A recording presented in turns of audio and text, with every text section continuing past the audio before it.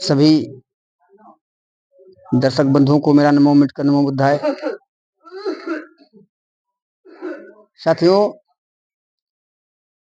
बाबा Saheb doctor Ambedkar को भारत रत्न की उपाधि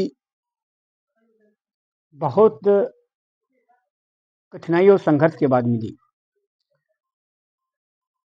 बाबा साहब डॉक्टर अम्बेडकर को भारत रत्न देना बहुत पहले था, लेकिन नहीं मिल पाया। जब बीपी सिंह की सरकार इस देश के अंदर बनी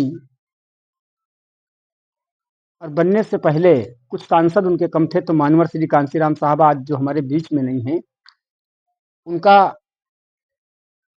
समर्थन जब बीपी सिंह को मिला तो साहब कांसीराम जी ने एक शर्त रखी थी कि हम समर्थन तो दे सकते, जबकि उनके 3 सांसद थे। उन्होंने कहा था कि समर्थन तो हम दे सकते हैं, लेकिन हमारी कुछ शर्तें हैं।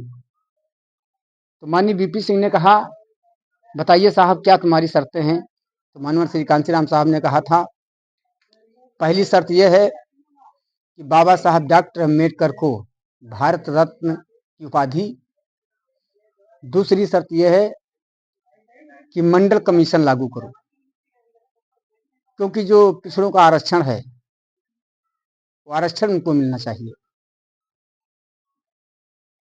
इस शर्त पे मानव साहब कांसीराम जी ने समर्थन दिया था और कहा था, साहब ने धरना दिया और कहा कि मंडल कमीशन लागू करो वरना कुर्सी खाली करो। तो बीपी सिंह बाबा साहब को भारत रत्न की उपाधि से नवाजा और मंडल कमीशन लागू किया। तो आज जो पिछड़ों को आरक्षण मिल रहा है, आज जो आरक्षण का लाभ पिछड़ों को मिल रहा है, दिन किसी और की नहीं है। आज वो मसीहा हमारे बीच में नहीं, बाबा साहब के बाद अगर कोई भारत की धरती पर पैदा हुआ, मानव श्री कांसीराम साहब, वो उनकी देन है। लेकिन साथियों, बाबा साहब डॉक्टर अम्बेडकर विश्व रत्न नहीं थे। बाबा साहब डॉक्टर अम्बेडकर भारत रत्न नहीं थे, विश्व रत्न थे। क्योंकि अमेरिका की जिस यूनिवर्सिटी से बाबा साहब ने पढ़ाई की थी, कोलंबिया, और उस वक्त अमेरिका के राष्ट्रपति हुआ करते थे बाराक ओबामा। तो बाराक ओबामा जी ने एक आदेश जारी किया कि इस यूनिवर्सिटी का निरीक्षण करो, इसमें देखो कि 300 साल पुराना रिकॉर्ड निकालो, और उसमें देखो कि मतलब विश्व के जो बच्चे यहाँ आकर के विद्या हासिल की है, उनमें फर्स्ट नंबर किसका है। तो मेरे बंधुओं, बाराक ओबामा जी ने ये आदेश घोषित किया, तो जब रिकॉर्ड निकाला गया 300 साल पुराना, तो उसमें पूरे विश्व के अंदर Baba Saheb doctor B R Ambedkar 1 number के विद्वान पाए गए। 300 साल पुराना रिकॉर्ड। तो बाराक ओबामा जी ने कहा कि हम डॉक्टर अम्बेडकर को, बाबा साहब को सिंबल ऑफ नॉलेज की डिग्री देकर के बाबा साहब को नवाजा बाराक ओबामा जी ने। मतलब आज का सूरज। कुछ लोग अमेरिका गए और अमेरिका में कहने लगे कि बाराक ओबामा जी बोले कि भाई हम, बोलो क्या है। तो बोले हम कुछ लेने आए हैं आपके वहाँ। तो बाराक ओबामा जी ने कहा, तुम हमारे यहाँ क्या लेने आए हो। अरे तुम्हारे यहाँ तो एक ऐसा व्यक्ति पैदा हुआ, अगर हमारे अमेरिका में पैदा हुआ होता तो हम लोग उसकी पूजा करते। ऐसे थे बाबा साहब डॉक्टर अम्बेडकर। संघर्ष करते गए और बाबा साहब अम्बेडकर की धर्म पत्नी जो पहली थी, रमाबाई, 1935 को उनका देहावसान हो गया। उसके बाद बाबा साहब डॉक्टर अम्बेडकर का स्वास्थ्य अच्छा नहीं रहता था, इसलिए विचार किया कि हमारी देखभाल कौन करेगा। तो बाबा साहब डॉक्टर अम्बेडकर ने अपनी दूसरी शादी करने का निश्चय किया। 15 अप्रैल 1948 को डॉक्टर सविता अम्बेडकर के साथ में शादी किया, जिनको पहले कहा जाता था डॉक्टर कबीर।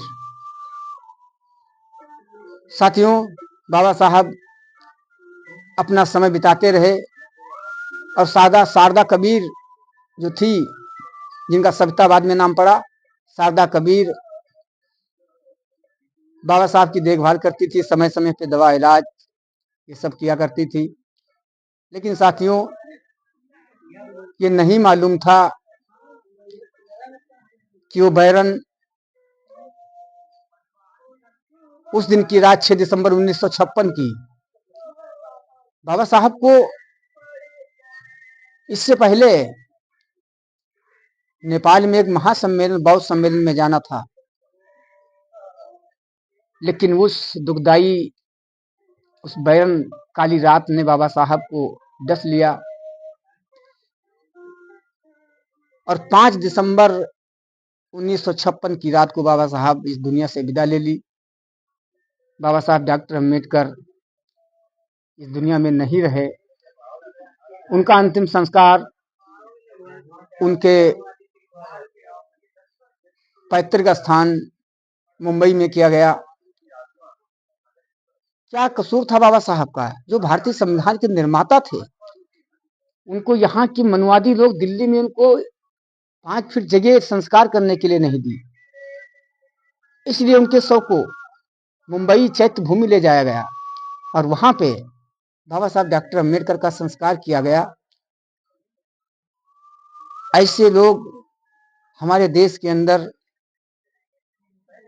जिन्होंने बाबा साहब का सम्मान करना नहीं जानते लोग, जिन्होंने भारतीय संविधान की रचना की, जन जन को अधिकार देने की बात बाबा साहब ने की, अधिकार उस संविधान में देने का काम किया।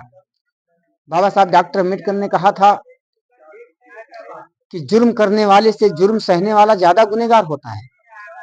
आखिर ये क्यों कहा था? बाबा साहब ने इसलिए कहा था कि तुम कब तक मारे जाओगे, एक दिन तो कम से कम अपना संगठन तैयार करके उस दुश्मन के सामने खड़े हो जाओ और दुश्मन खुद भाग जाएगा। इसलिए बाबा साहब ने कहा था कि जुर्म करने वाले से जुर्म सहने वाला ज्यादा गुनहगार होता है। इन्हीं शब्दों के साथ मैं अपनी बात को विराम देता हूं। धन्यवाद, बहुत बहुत साधुवाद। नमो अम्बेडकर, नमो बुद्धाय।